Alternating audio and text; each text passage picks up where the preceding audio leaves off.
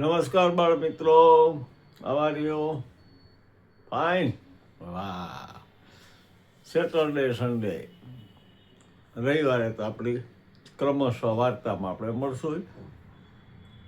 આપનો વાલીઓનો આગ્રહ હતો કે બાળકો માટેની વાર્તા કન્ટિન્યુ છે તો છે જ, એના સિવાય પણ કરતા રહ્યો.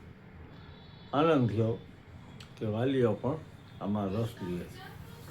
આજે એક નવી જ પ્રકારની વાર્તા, એક અસાધારણ કીડી, અસાધારણ, યુનિક, એક્સ્ટ્રા ઓર્ડિનરી.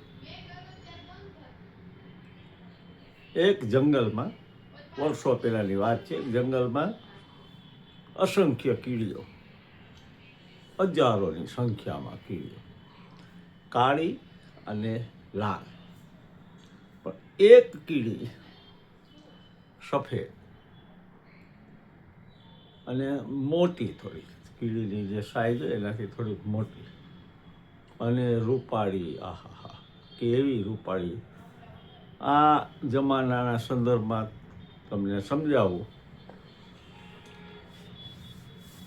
તો 4-5 હિરોઈન જે હોય ને હમણાંની, રૂપાળી અનન્યા પાંડે છે, કેટરીના કૈફ છે, ઐશ્વર્યા રાય છે, એને બીજી અન્ય છે, એ બધાયનું મિશ્રણ કરીને બનાવ્યું હોય અને સાથે સાથે સ્વર્ગની અપસરાઓ પણ એમાં ભળી ગઈ હોય એવી રૂપાળી. બધાયથી અલગ પડે અને રૂપાળી એટલે એને રૂપનું ઘમંડ, રૂપનું અભિમાન. દરરોજ નવા નવા ડ્રેસ પહેરે એટલે એ ખબકતી ફબકતી ભાઈ ફરતી હોય અને બીજી બધી કીડીઓથી અલગ હોય. તમે તો બધી કાળી, લાલ, હું તો અનોખી છું, અલગ છું, એક્સ્ટ્રા ઓર્ડિનરી, યુનિક છું. અને એ ભાઈ આમ ડાન્સ કરતી હોય, ફરતી હોય. લાલ કીડીઓ અને કાળી કીડીઓને થયું કે આ અન્યાય કહેવાય. આપણા કુળની અંદર બાપ દાદા વખતથી કોઈ સાંભળ્યું નથી કે આવી સફેદ કીડી હોય. એક તો સાઈઝમાં થોડી મોટી અને આવી રૂપાળી, કેટલું અભિમાન કરે. બધા ભેગા થઈ કે કંઈક કરવું પડશે આનું. એ કે હવે આપણે હવે શું કરી? તો કે દેવોના દેવ મહાદેવ કહેવાય, એમની પાસે જઈ અને પૂછી કે આ મહાદેવ અન્યાય કહેવાય ભગવાન, આ તમે કંઈક કરો. આ જો ને ખૂબ ભક્તિ આખો દી અમને ચીડવે.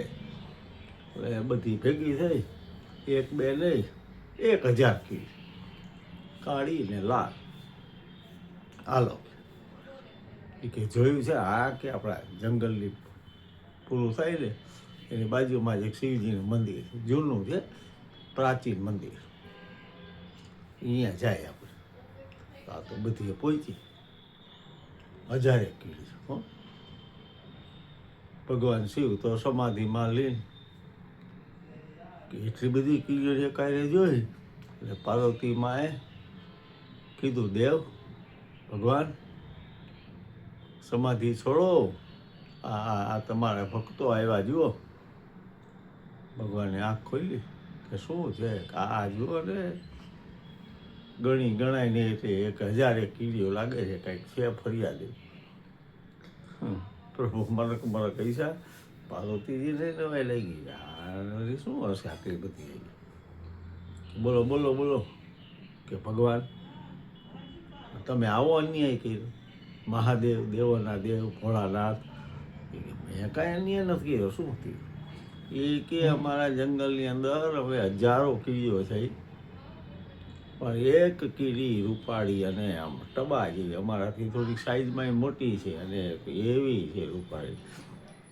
અમને આખો દી ચીડવે, અમારે ભળતી નથી ને તમે કે આ અન્યાય કહેવાય. જે કોઈ બનાવાય.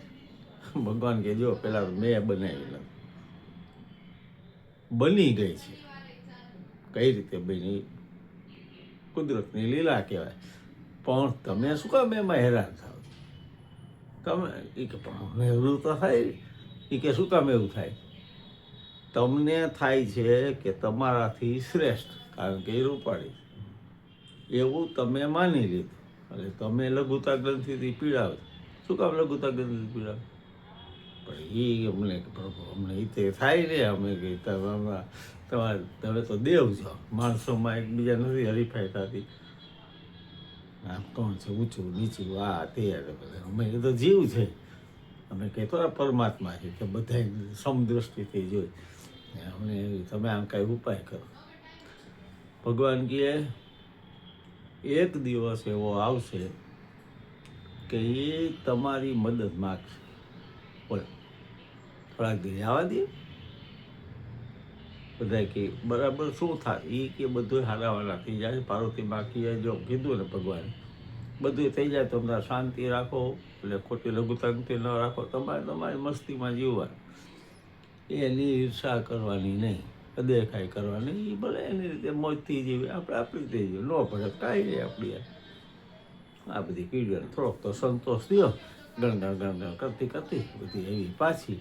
પણ બીજા દિવસથી એ લોકોએ આની કંઈ કાનમાં વાત ન થઈ. ઓલી નીકળે તૈયાર થઈ બધા કાંઈ કોઈ જોવે ઓલીને નથી કે મારા દીકરા કેમ એક દીમાં મારા હમ જોતા નથી. પહેલાં તો આમાં લઘુતા ગ્રંથિ અનુભવતા મને જેને આમ થતા.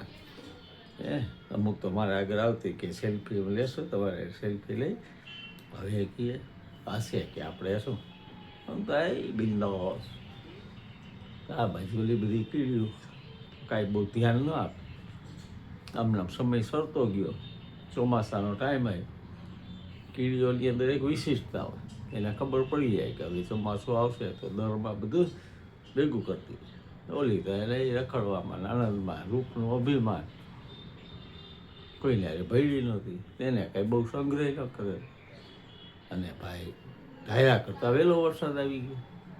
એવો વરસાદ, એવા બધી દરમાં કરી ગઈ. આ દરમાં કરી ગઈ ને એનું દર અલગ. એકલી રી બાજરા દરમાં બધી બીજી કીડી, કેટલાય દર હતા. 2-4 દિવસ આ બધું હલાવી થોડું આમ કરી. પછી તો હવે કાંઈ હતું નહીં. ભૂખને મારે એમ થાય કે હવે શું બહાર નીકળાય. એવો વરસાદ ધીમે રહી જરાક વરસાદ થઈ, ધીમે કરી બાજુના દરમાં ગઈ. કાળી કીડીઓ કે આવો આવો કેવાય તો અમારા હો ભાગ્ય, અમારા ઘરે ભૂલા પડ્યા કે એવું નથી, પણ કંઈક ખાવાનું નથી મારા ઘરે, પ્લીઝ તમે કંઈક કે ભરી રાખવું જોઈએ. આખો દી રખડતી હતી, કૂદતી હતી, નાચતી હતી. એ કે બધું સાચું, પણ હવે તમે આમ તો મારી બહેનો જ કહેવાવું ને, આપણે બધા એક જ કુળના કહેવાય. એટલે પહેલાં તો તને કે બહુ અભિમાન, એ મારી ભૂલ કહેવાય. પણ હવે એ મને ભગવાને જે બનાવી, આજથી મને સમજાય છે કે રૂપનું અભિમાન ખોટું કરાય નહીં. સમાજ હારે ભળીને રહેવાય. કીડી જે મોટી કીડી હતી ને ડોશીમાં, એ કે કાંઈ વાંધો નહીં, સુબહ કા ભૂલા શામ કો ઘર આए તો उसको ભૂલા નહીં કહેते. હે ને આવ તું કે આપણી જ્ઞાતિ કહેવાય. લઈ જા ખાવાનું અને થોડું રાખીએ દે. એટલે જો ભેગું કરી રખાય, સંપ રખાય. ઓલીને એમ થયું કે મેં આ બધાની મજાક ઉડાડી, હું મારા રૂપના અભિમાનમાં આમ તેમ ફરતી હતી, તોય આ લોકોએ મને સાથ દીધો. આજથી હું કોઈ દી રૂપનું અભિમાન કરીશ નહીં. અને ભગવાનને પ્રાર્થના કરી કે ભગવાન મને શું કામ અલગ બનાવી? કે અલગ બનાવી તો બરાબર, પાછો મારામાં અહમ મૂક્યો કે હું બધાથી શ્રેષ્ઠ. એ મારો ખ્યાલ ખોટો હતો. કોઈ રૂપથી શ્રેષ્ઠ થતું નથી, ગુણથી શ્રેષ્ઠ થાય. મને કે મારી ભૂલ સમજાણી, કીડીને એની ભૂલ સમજાઈ ગઈ. પછી વધારે હંપી રહેવા માંડી, આનંદ કરતી કરતી. આ બીજી કીડીઓ હતી ને એને ભગવાનનો આભાર માન્યો કે ભગવાન શંકર ભગવાન ભોળાનાથ તે સદબુદ્ધિ દીધી અને બધાએ શાંતિથી રહેવા માંડ્યા. બાળ દોસ્તો, શું કહે છે આ વાર્તા? કે આપણી શક્તિ, આપણી તાકાત, આપણું રૂપ, આપણી બુદ્ધિ, એનું ક્યારેય અભિમાન કરાય નહીં. અને સમાજની સાથે જોડાઈ રહેવાય. આપણું કુટુંબ, આપણા મિત્રો બધા સાથે આપણે જોડાઈને રહીએ તો કટોકટીના સમયમાં કોણ કામ આવે? આપણા. ધન્યવાદ, પ્રણામ. ફરી પાછા મળીશું બીજા આવતા શનિવારે બીજી વાર્તા સાથે, અને રવિવારે તો આપણી રેગ્યુલર વાર્તા છે જ, એમાં મળશું જ.